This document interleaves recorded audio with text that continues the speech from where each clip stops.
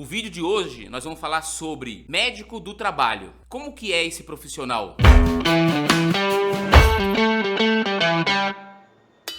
Pessoal, como eu disse pra vocês, o nosso vídeo de hoje vai falar um pouco sobre o médico do trabalho. Eu não sou médico, todo mundo sabe, né? Meu nome é Marcílio.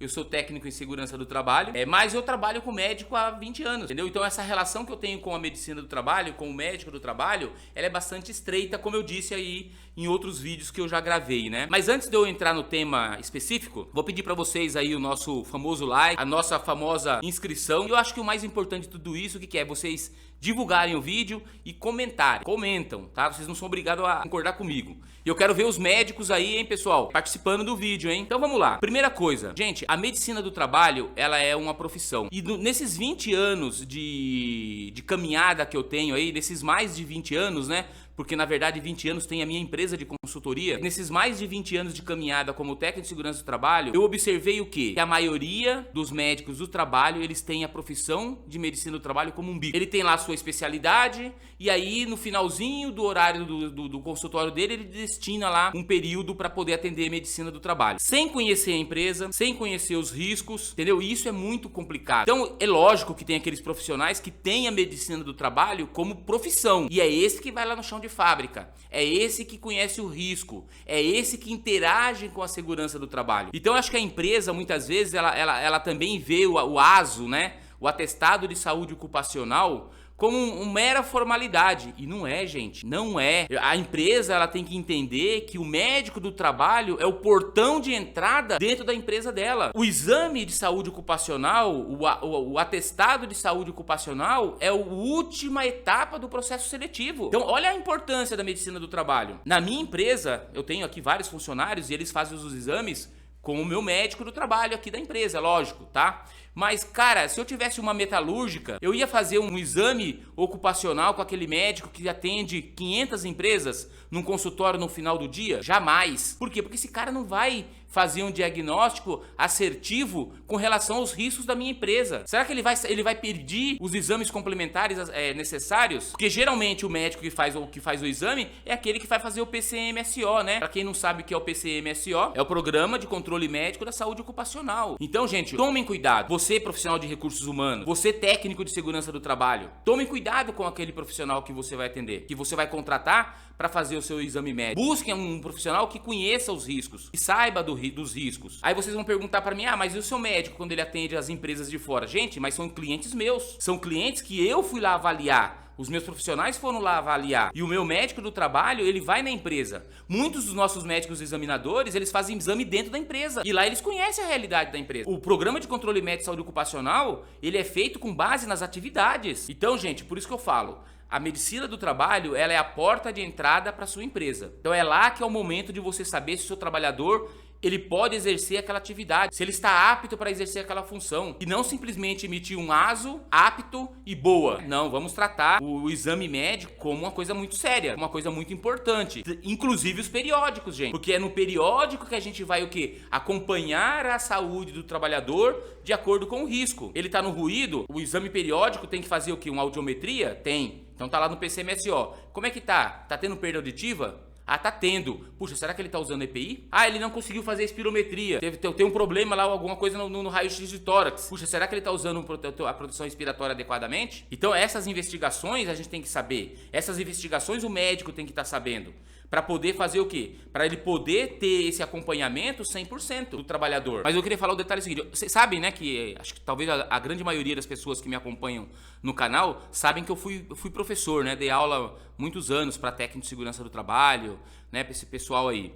E eu falava para eles aí, uma coisa que eu acho que é importante eu pontuar aqui, como eu tô falando de medicina do trabalho. Gente, o exame ocupacional não é uma consulta. O que a gente mais ouve queixas nas empresas, precisa fazer o exame periódico. Pra quê? Pro médico olhar pra minha cara e mandar assinar o papel? Gente, a tomada de decisão do médico não é em cima de um exame médico. É em cima do quê? Da atividade e dos resultados dos exames complementares. Então eu faço aqui eu faço aqui a defesa dos médicos do trabalho. Porque o objetivo do exame médico ocupacional não é uma consulta médica, é emitir um atestado de saúde ocupacional. E como que ele emite esse atestado?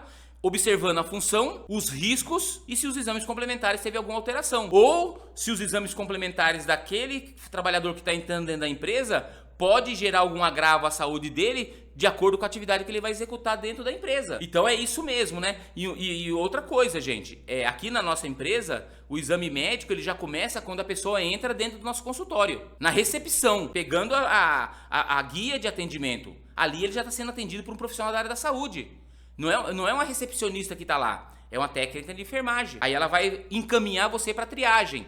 Gente, ali já está fazendo o atendimento. Da triagem ele vai para os exames complementares. Já está atendimento. Por último ele passa pelo médico. Então o médico ele vai fazer o quê? Ele vai pegar todos aqueles resultados, vai comparar com a atividade dele e vai falar se está apto ou está inapto. É lógico que vai ter uma medição de pressão, que já foi feito lá na triagem. Entendeu? Vai ter a gente mede a altura, a gente mede o peso e lá o doutor vai fazer um pouco daqueles exames, né, de verificar se tem uma hérnia, aquela coisa toda que é o procedimento médico, mas é um procedimento médico muito superficial e de acordo com aquela atividade que ele vai executar, pessoal. Então eu faço aqui a defesa dos médicos, né, que o pessoal fala que a maioria dos médicos de trabalho nem olha na cara e coloca apto e inapto. Por quê? Porque ele já observou anteriormente todos os resultados dos exames. Beleza, gente? Então, sejam criteriosos na hora da escolha do médico do trabalho de vocês. Exijam que eles vão na sua empresa, que conheça a sua empresa, ou que pelo menos o técnico de segurança do trabalho da sua empresa tenha uma relação muito próxima com o médico do trabalho ou com o médico examinador. Beleza, gente? Então, é isso. Doutores, médicos do trabalho, médicos examinadores, por favor, façam comentários.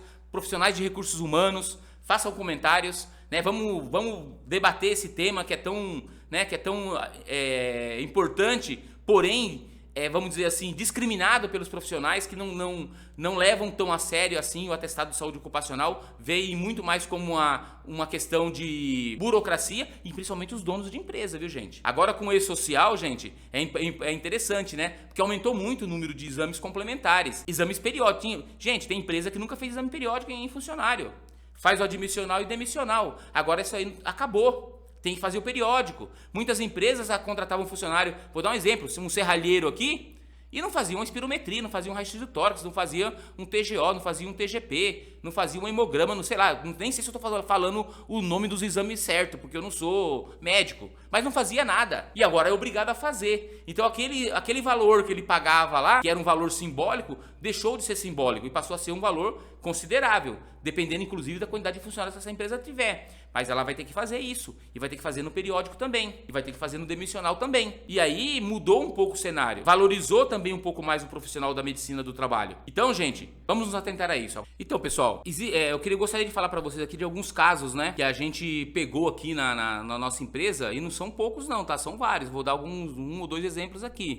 O mais emblemático, que a gente mais pega, na verdade, é a questão de diabetes. O cara vem fazer um exame aqui admissional ou um exame periódico e a gente pede glicemia, e aí vai ver a glicemia do cara tá alterada. E o cara nem sabe às vezes que tá com diabetes. É lógico, né, que a gente não faz exame de glicemia em todo mundo. É porque coincide com aquele profissional que a atividade dele exige o exame de glicemia. Ele vai fazer uma atividade em altura, ele vai fazer uma atividade em espaço confinado, ou vai operar um equipamento, né, uma empilhadeira, um trator. Aí é feito o exame de glicemia. E vai lá, o exame de glicemia do cara tá alterado. E o cara nem sabia que tinha diabetes. O que o médico faz? Solicita um novo exame para fazer a contraprova. E na contraprova, novamente dá alterado. Então olha só que a importância de um exame periódico bem desenvolvido. Teve um outro exame aqui que o hemograma do cara deu lá em cima, explodiu. A médica assustou, falou, nossa, mas deu muito alterado. Ó, ele deve estar, sei lá, com infecção, tomando algum remédio e tal.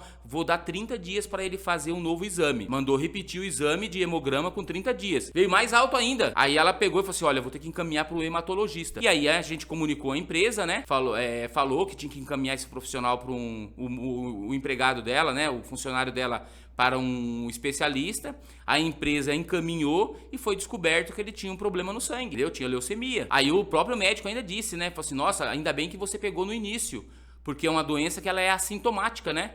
Quando ela vai aparecer os sintomas, já tá num quadro avançado. E o tratamento, ele é muito complicado, né? E teve outro caso também que o cara não conseguia soprar o espirômetro. Não conseguia. Aí a médica falou assim, olha, vamos fazer então raio-x. Aí nós fizemos o exame de raio-x no trabalhador e observou que tinha o quê? Tinha uma manchinha no pulmão. Aí a médica pegou e falou assim, olha, pra gente poder ter um diagnóstico mais assertivo, precisa fazer o quê? Uma tomografia. E aí a gente não faz tomografia aqui na empresa. Entramos em contato lá com o cliente, explicamos a situação, o cliente autorizou, aí nós mandamos uma clínica fazer a tomografia. E realmente tinha um nódulo no pulmão do cara. Fizeram lá os exames lá e, graças a Deus, ele era benigno.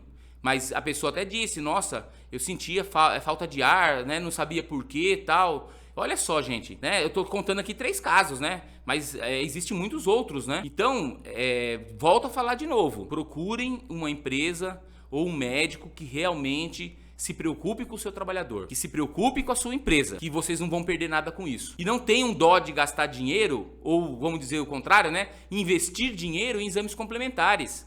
Se o médico do trabalho colocou lá que tem que fazer X exames complementares, não questione, façam, porque isso não é gastar dinheiro à toa. Isso é um investimento na sua empresa e na saúde do seu trabalhador. Agora eu vou finalizar de verdade o vídeo. Se você gostou do conteúdo, like, sininho e, gente, eu quero ver com bastante comentário, chuvas de comentário para a gente poder responder um a um e, de repente, alguma sugestão de vídeo para o próximo. Beleza?